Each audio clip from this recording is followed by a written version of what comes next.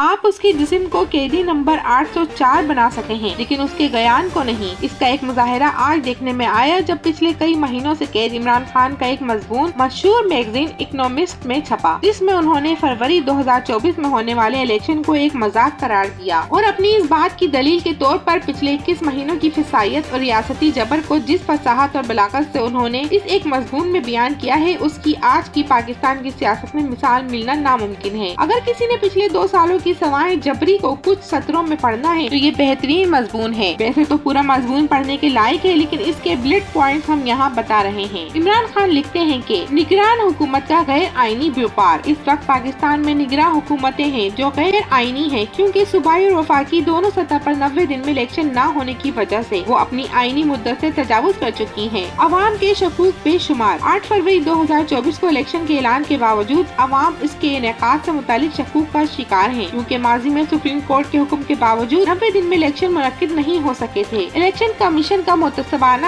کردار۔ اپنی متعصب حرکتوں کی وجہ سے الیکشن کمیشن کا کردار داغدار ہو چکا ہے۔ سپریم کورٹ کی حکم عدولی کرنا، تحریک انصاف کے لیڈروں کی نامزدگی پیپر کو مسترد کرنا، انٹرا پارٹی الیکشن اور انتخابی نشان کو نشانہ بنانا اور ان حرکتوں پر تنقید پر مجھ پر اور باقی رہنماؤں پر توہین الیکشن کمیشن کے مقدمے کرنا، یہ وہ داغ ہیں جنہوں نے اس کمیشن کے کردار کو داغدار کر دیا ہے۔ ملکی اور غیر ملکی اسٹیبلشمنٹ کا کردار۔ مارچ 2022 میں امریکی محکمہ خارجہ کے ایک افسر نے پاکستانی سفیر سے ملاقات کی جس میں یہ پیغام دیا گیا کہ عدم اعتماد کے ووٹ کے ذریعے عمران خان کی حکومت کو برطرف کیا جائے ورنہ اس کے نتائج بھگتنا ہوں گے۔ اس کے بعد کچھ ہفتوں میں ہماری حکومت برطرف ہو گئی، جس کے بعد مجھے یہ انکشاف ہوا کہ سابق ملٹری چیف قمر باجوہ ہمارے اتحادیوں اور ہمارے لوٹوں یعنی کہ پارلیمانی بیک بینچرز کے ساتھ مل کر کئی مہینوں سے اس حکومت کو برطرف کرنے کے لیے کام کر رہے تھے۔ عوام کا کردار اور ہمارے لیے اصرار۔ حکومت گری تو لوگ ہماری حمایت میں سڑکوں پر نکل آئے۔ مقبولیت اتنی بڑی کہ اگلے 37 ضمنی انتخابات میں سے 28 میں پی ٹی آئی بازی لے گئی۔ اگلے کچھ مہینوں میں بہت سے جلسے اور ریلیاں ہوئیں جن میں سب سے منفرد بات کثیر تعداد میں عورتوں کی شمولیت تھی۔ معاشیت ضعیف و لاچار۔ پی ڈی ایم کی جو مخلوط حکومت بنی اس کے دور حکومت میں ملک میں مہنگائی میں شدید اضافہ اور کرنسی میں گراوٹ دیکھنے کو ملی۔ اس کے برعکس ہماری حکومت نے نہ صرف ملک کو دیوالیہ ہونے سے بچایا تھا بلکہ کورونا کی وبا کے دوران بھی بہترین حکمت عملی کی وجہ سے علمی سطح پر پذیرائی ملی تھی۔ ہمارے دور میں شرح نمو 6% تک پہنچ گئی تھی۔ وسائیت اور جبر کی یلغار۔ ہماری اس مقبولیت اور ملک کے بگڑتے حالات نے پاکستان کے طاقتور حلقوں کو مزید فکر مند کر دیا۔ ان سب کے باوجود اسٹیبلشمنٹ یہ فیصلہ کر چکی تھی کہ مجھے کبھی دوبارہ اقتدار میں نہیں آنے دے گی، تو مجھے روکنے اور راستے سے ہٹانے کے لیے ہر طرح کے ہتھ کنڈے استعمال کیے گئے۔ مجھ پر 2 قاتلانہ حملے ہوئے، میری پارٹی کے رہنماؤں، ورکر، سوشل میڈیا ایکٹیوسٹ اور صحافیوں کو اغوا کیا گیا اور تشدد، دباؤ، گرفتاری در گرفتاری کے ذریعے یہ پریشر ڈالا گیا کہ وہ تحریک انصاف کی سپورٹ چھوڑ دیں اور اس تشدد اور فسائیت سے تحریک انصاف کی عورتوں کو بھی نہ بخشا گیا۔ مجھ پر اس وقت بھی 200 سے زائد مقدمے دائر ہیں اور مجھ پر سائفر کیس میں ٹرائل بند کمرے میں ہو رہا ہے جہاں اوپن ٹرائل کا حق بھی نہیں دیا جا رہا۔ 9 مئی دراصل ایک ہتھیار ہے۔ 9 مئی کو ایک فالس فلیگ آپریشن کیا گیا اور فوجی تنصیبات پر حملے کا الزام بھی پی ٹی آئی پر لگا کر اگلے 48 گھنٹوں میں ہزاروں کارکنوں کو گرفتار اور اغوا کیا گیا اور ان پر مجرمانہ الزامات لگا کر ان کا ٹرائل کیا گیا۔ جس تیزی سے یہ سب کچھ کیا گیا اس نے واضح کر دیا کہ 9 مئی تحریک انصاف کے خلاف ایک منظم منصوبہ تھا، اغوا برائے بیان کا کاروبار۔ اس کے بعد بہت سے کارکنوں کو نشانہ بنایا گیا۔ اس ضمن میں بہت سی جبری پریس کانفرنسز کے ذریعے بہت سے ممبرز کی وفاداری تبدیل کروائی گئی۔ ان کو سیاست چھوڑنے اور میرے خلاف گواہی دینے پر مجبور کیا گیا۔ ڈیل ایک بار پھر اسی دوران کرپشن کے الزام میں سپریم کورٹ سے سزا یافتہ مجرم اور اشتہاری قرار دیے جانے والے نواز شریف ملک میں واپس آ چکے ہیں، جو میرے خیال میں ایک ڈیل کے تحت لندن سے آئے ہیں جس کے مطابق ان کے سب کیس معاف ہو جائیں گے اور اسٹیبلشمنٹ ان کو منتخب کروانے کے لیے جان لگا دے گی۔ لیکن حقیقت یہ ہے کہ اس ملک کے عوام اس سلیکٹڈ کو مسترد کر چکے ہیں۔ آج ملک میں باقی جماعتوں کو تو کمپین اور جلسے جلوسوں کی مکمل اجازت ہے لیکن ہماری جماعت کو روکا جا رہا ہے۔ میں غداری کے مسحقہ خیز مقدمے میں قید ہوں اور ہمارے کچھ رہنما جو اگر آزاد ہیں بھی تو وہ بھی ان کو ایک کنونشن تک کرنے کی اجازت نہیں دے رہے۔ یہ سب جو میں نے اوپر لکھا ان حالات میں 8 فروری کے انتخابات کیسے آزادانہ ہو سکتے ہیں؟ ایسے میں الیکشن ہو بھی گئے تو وہ ایک مذاق بن جائیں گے جس سے ملک میں مزید سیاسی عدم استحکام آئے گا جو پہلے سے موجود معاشی عدم استحکام کو برتر کر دے گا۔ اگر آج ہمیں آگے بڑھنا ہے تو اس کا واحد حل آزاد اور شفاف الیکشن کا انعقاد ہے جو ملک میں سیاسی استحکام اور قانون کی پاسداری کو یقینی بنائے گا، اور یہ تب ہی ممکن ہے جب نئی آنے والی حکومت جمہوری اور عوام کے مینڈیٹ سے منتخب ہونے والی ایک مضبوط حکومت ہو جو سب سے ریفارمر کر سکے، کیونکہ वही इक़्तिदार मजबूत होता है जो जमहूर का इक़्तिदार होता है। इसको कहते हैं जादू का आईना, जिसमें रहनुमा असूलों का बेहतरीन इस्तेमाल करते हुए पिछले 21 महीनों का ट्रेलर महज चंद मिनटों में आपकी आंखों के सामने रख दिया गया और इसकी मजमून की टाइमिंग ये बताती है कि लिखने वाला इस वक्त की अहमियत से बाखबर है और आने वाले वक्त के बारे में मुदब्बिर और दूरअंदेश है। इमरान खान एक ब्रांड है और इकोनॉमिस्ट को सब पढ़ते हैं। इमरान खान के आर्टिकल की वजह से लोगों का रश लग जाएगा। जल्द ही दी इकोनॉमिस्ट की ट्रैफिक का डेटा सामने आएगा, तब खास लोग दांतों में उंगलियां डाले सोचेंगे हमने किस बला को पिंजरे में डाल दिया है।